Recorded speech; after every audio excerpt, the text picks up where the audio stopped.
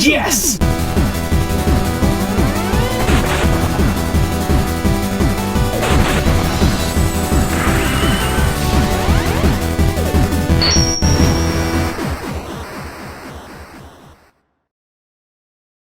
Hey everyone, and welcome back to another episode of The Completionist.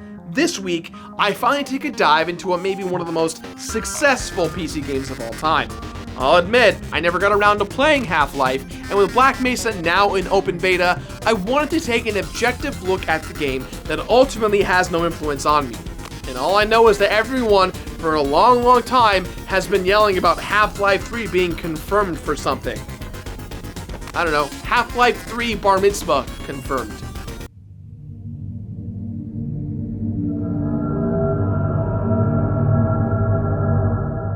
It's hard to imagine what the video game industry would be like if Half-Life never existed. For years now, Half-Life has been the flagship franchise for Valve, one of gaming's most prolific studios. But long before the Half-Life series came to redefine an entire genre of video games, it was a mere nugget of an idea in the minds of former Microsoft employees Gabe Newell and Mike Harrington. Utilizing a heavily modified version of the Quake engine known as Gold Source, the fledgling studio known as Valve set out to create a game that would push the perceived boundaries of not only first-person shooters, but of video games in general. What Valve eventually unleashed upon the world, aside from a devilishly handsome protagonist, was a game that would go on to ensnare the imaginations of countless players and never let them go. And here's the weird thing, I personally have never completed Half-Life, let alone barely played it. I've played games inspired by it, using the same engine, but I've never actually sat down and beaten Half-Life. So I think I'm pretty objective in this upcoming review right now. Universally praised for its innovative gameplay and sophisticated storytelling, the original Half-Life not only made Valve a household name amongst gamers, it also proved beyond a shadow of a doubt that a crowbar has more utility than any other tool in the known universe. Who the hell knew that these things had so many different uses?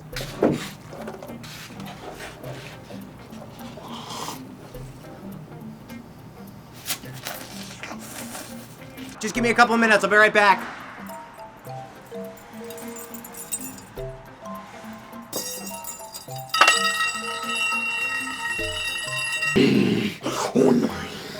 Hey dude, we're gonna go see a movie. Did you wanna come? No? Okay, bye.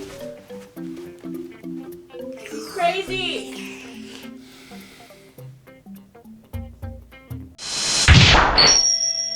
In the gaming world of Half-Life, the player assumes the role of Dr. Gordon Freeman, an ever-silent scientist employed at the Black Mesa Research Facility, located in the middle of the desert in New Mexico. It's just another day on the job for Gordon. Take the train to work, check in on some of your co-workers,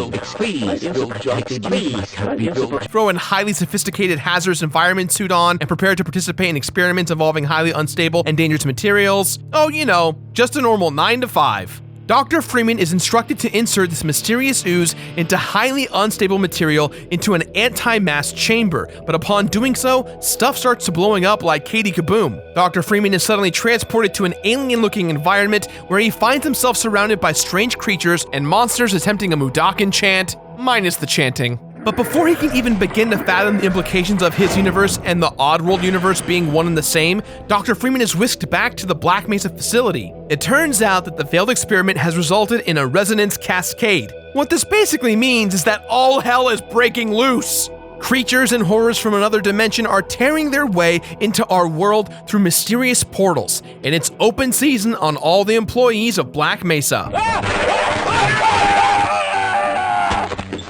We'd better be careful. With communication to the outside world cut off and only his trusty crowbar to aid him, Dr. Freeman's going to have to fight his way through the labyrinth of the Black Mesa facility, all the way to the surface. It's just like Die Hard, but with interdimensional monsters instead of Germans. Come to the coast, we'll get together, have a few laughs. What made the story of Half-Life to the mass majority so special was that it was kind of an atmospheric piece. To me, it doesn't feel nearly as dark as something as Doom or Quake. It's a bit more mysterious and science-based. Its story and goal, while simple, are reflected more so by the presentation and the various monsters we're going to encounter. Mark, that's not even the same game, dude. But you did one hell of a good job scaring the crap out of it. All right, no more jump scares. You didn't even put up the warning. Put up the warning if you're gonna jump scare me. See, I feel much better. Ah, damn it! While the plot of Half-Life is relatively simple, the way in which the story is told is anything but. The game courageously eschews many cliches of video game storytelling and skillfully conveys its narrative concepts in ways that truly take advantage of the medium. For example, unlike your older brother, Half-Life gives you the controller and never takes it back. Seriously, can you please give it back? I really want my controller back. From your very first steps to your final mission, the player is perpetually in control of Dr. Freeman.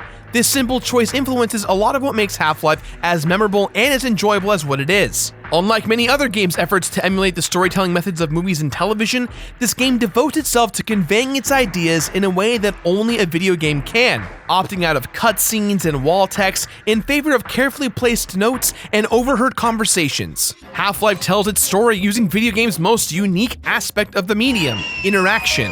The original Half-Life's visuals definitely show its age nowadays, and the difference between those and Black Mesa's, the fan-made remake of the game, are immense. It's like the game went from Basket Case Ali Sheedy to Making Out with Emilio Ali Sheedy. Every environment is carefully lit and textured to provide a sense of atmosphere that's varied and pleasing to the eye. Yet, with that said, the original Half-Life is pretty rough to stare at. The version I played was the high-definition update pack that came with Half-Life Blue Shift, which is one of 2 expansion packs. The game is noticeably better between the original and the expansion, but with today's standards, I would say it hasn't aged too well. Half-Life is also a delight for the ears. The score is subtle and smart, with tracks ranging from creepy to kick-ass. But the music only kicks in when it needs to kick in, leaving the player to wallow in the silence for the majority of the game. These extended periods of ambience are utterly necessary, as the sound effects and dialogue throughout Half-Life are critical to both its narrative and gameplay. Eavesdropping on a conversation between 2 sexy voiced NPCs gives new insight onto how certain enemies perceive the events surrounding Black Mesa.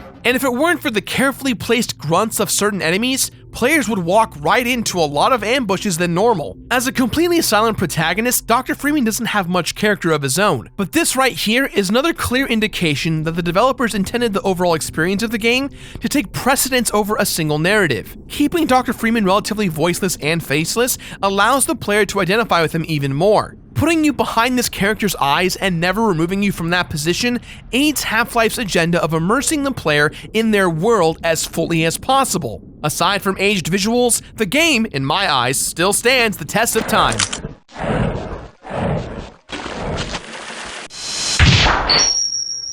When it comes to actual gameplay, Half-Life boils down to combat and puzzle solving, and although that may sound a bit simplistic, the game is so well paced that these mechanics manage to keep from ever growing stale. Just when you've had your fill of combat, you can bet the game is going to throw some puzzles your way. Just completed some platforming, then a battle can't be that far around the corner. The pacing is further augmented by the steady introduction of new weapons, enemy types, and environments as the game progresses. From imposing marines to horrifying headcrabs to alien grunts reminiscent of Krang's rock soldiers from Dimension X, the game offers a veritable smorgasbord of bad dudes. And for every type of enemy, there's an optimal method to dispatch said enemy. Your shotgun may be especially effective against zombies, but you may find yourself overwhelmed by headcrabs if you rely on your shotty too much. Your success depends on your ability to adapt to new scenarios, and in this case, there are a lot of new scenarios. Just when you figured out one enemy type's attack patterns, the game throws something new at you. This, combined with Dr. Freeman's ever-expanding cache of weapons, means that combat will always keep you on your toes.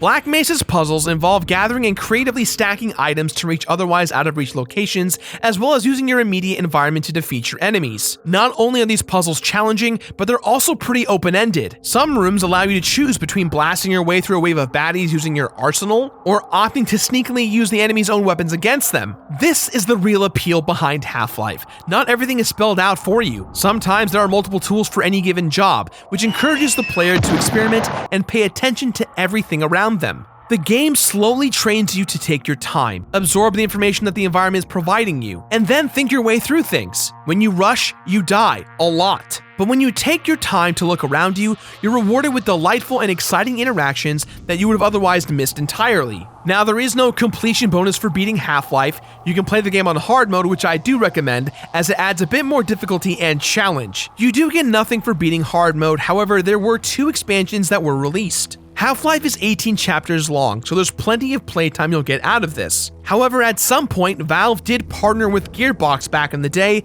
to create 2 expansions for the PC, Half-Life Opposing Force and Half-Life Blue Shift. Opposing Force came first, telling the events of the Black Mesa incident from a different perspective, featuring 11 chapters, a lot more different guns and enemies. You play as Adrian Shepard, a Marine sent in to wipe out everyone, everything, and contain Black Mesa during the alien outbreak. Shepard gets separated from his platoon when the helicopter he rides in gets shot down by the aliens. Opposing Force keeps the same style of game design that Half-Life went for, but it found new ways to give you that experience by adding cool weapons. For example, this alien right here shoots its tongue out and takes you to places like Link's hookshot would. Half-Life Blue Shift also takes place during the same time, but now you play as security guard Barney Calhoun. This game, while it did come equipped with an HD upgrade pack, was only 6 chapters and didn't take very long. It didn't come with any new weapons or enemies, and it doesn't even use any of the assets from Opposing Force. Even on hard mode, this one was pretty easy as you're basically just walking through vents and fighting headcrabs the whole time. It's kind of boring, to be honest. I would recommend playing Half-Life and Opposing Force,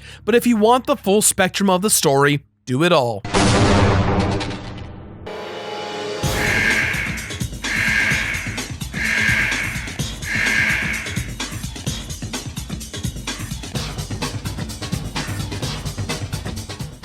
Having made your way past interdimensional beings, the zombified remains of our fellow scientists, and soldiers instructed to shoot us on sight, we make it all the way to Black Mesa's Lambda complex. Whatever. There, we are informed by the remaining scientists that the portals pooping out monsters into our dimension will remain open unless the super powerful being on the other side is destroyed, because it's holding it up with all of its being. After gearing up for war, we step into the portal, and the final steps of facing our enemies lie ahead of us. Kill some aliens, which at this point has evolved into pretty disgusting beings, and eventually we find our way to the gigantic being known as, here we go, the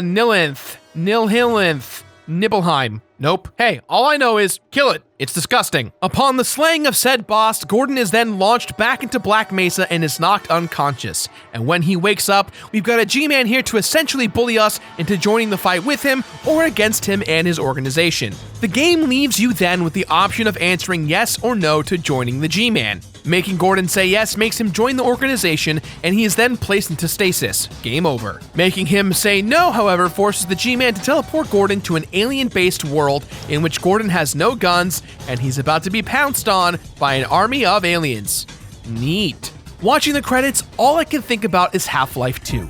We've got some epic stakes here set up for us, and I want to know what happens right now. What happens next? Luckily for us, we do also have some more story coming out of the Opposing Force and Blue Shift expansion packs. Back in Opposing Force, the Black Ops are sent in to kill all the Marines, and Shepard must fight his way out. He ends up taking on a giant worm monster trying to invade Earth. Like Dr. Freeman, he gets the short end of the stick though, as the G-Man detains him indefinitely in between dimensions just for being a witness. And our buddy Calhoun here just ends up finding other scientists, and they portal their way out of the facility. Very climactic if you ask me.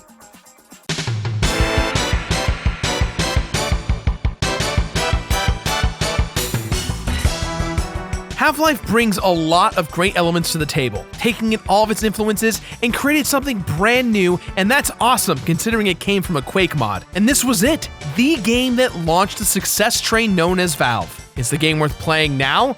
I certainly believe so, but there are certain factors that give me that confidence. The weakest thing Half-Life and its expansion packs suffer from are bad graphics, but those graphics are only bad because they're outdated when compared to today's standards. If someone showed me Half-Life and tried to get me to play it today without context, I'd say that's a pretty hard sell. But given the name and the legacy attached, it warranted the playthrough. Regardless of all the different mods, remakes, and redistributions out there, Half-Life and these 2 expansion packs make me very excited to explore what awaits for me in Half-Life 2. And who knows, by the time I get around to it, maybe Gabe Newell will release Half-Life 3? Half-Life 3 confirmed? That joke does make a lot of sense to me, and I find it funny, but it's starting to make much more sense now. Half-Life, without a doubt, kills it across the board. If there's something I didn't like, I would say it all comes down to visuals, but even at that, it doesn't quite bother me. And if visuals are your thing, there's plenty of mods out there to make the game look better. And even though there's no completionist bonus thing to do at the end of the game, playing on hard mode is a lot of fun. It's challenging and it's pretty fulfilling. So with that in mind, guys, I give this game my completionist rating of complete it. Complete it! Hey, you guys still here? Hopefully so, or else I'm just a crazy person talking to myself, which, let's be real, I probably am. Just a little bit. If you liked what you saw today, hit that big old blue subscribe button and be sure to check out our last two videos. The one on the right here is Batman Arkham Asylum, and the other one on the left here is Star Wars The Force Unleashed 2. And thank you for being you and watching every single week. You're the best. That's all the time we've got for today, guys. So please, as always, let us know what you thought about today's episode somewhere on the internet. There's so much social media junk out there. For those of you who care about me, the one or two of you, I'm almost back to my 100% self. Recovery is slow, it sucks, but I'm almost there. And check back next week, guys. Come back next week, because next week I'm tackling a brand new game that comes out. I have a copy early. To give you an idea, it rhymes with platoon. Platoon. It's in the title. Guys, see you next week. Now, if you excuse me, Mark is going to cross-dub a scene from Die Hard with Half-Life footage, and it's going to be beautiful. For the three of you out there that are still here. If you're still here, hashtag hello. God! Who are you then? You are most troublesome for a security guard. Sorry, wrong guess, huh? Would you like to go for double jeopardy? Do you really think you have a chance against us, Mr. Cowboy? Yippee-ki-yay, mother. I am in charge of this situation. Well, I got some bad news for you. From up here, that look like you're in charge of Jack. And a hard man to kill. Bruce Willis. Die Hard. Got invited to the Christmas party by mistake. Who knew?